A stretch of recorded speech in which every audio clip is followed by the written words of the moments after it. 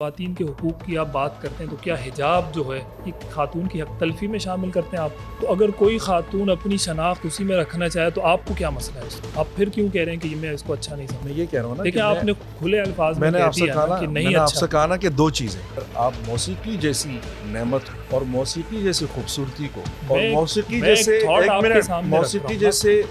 جیسے فطرت کے حسین ترین اظہار کو اگر کوئی سمجھتا ہے کہ یہ بین ہونا چاہیے اور یہ حرام ہے، تو میرے لیے آپ کے اوپر سوال پیدا ہو جاتا ہے کہ یار آپ پھر اپنے مذہب کو ایک دین فطرت کیسے کہہ رہے ہیں؟ آپ کے بارے میں کہا جاتا ہے نا کہ مذہب بیزار ہے، تو آپ تو نہیں تھے، کیوں؟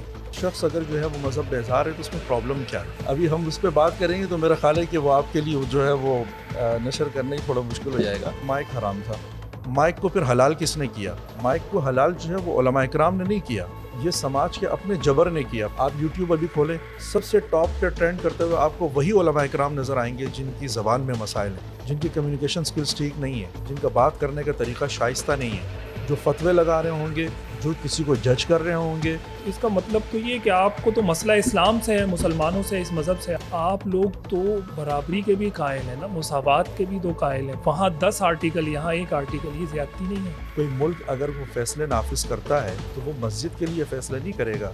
تصور بھی نہیں کر سکتی تھی کہ 35 سال کے بعد ساہیوال میں ایک شخص اٹھے گا اور میرے ہی بیٹے کے اوپر، جو کہ 5 وقتہ نمازی ہے، جو کہ مذہبی ہے اور رائٹ ونگ کا سیاستدان ہے، اس کے اوپر ایک شخص کھڑا ہو کے جلسے میں فائر اس لیے کر دے گا کہ یہ توہین رسالت کا مرتکب ہے۔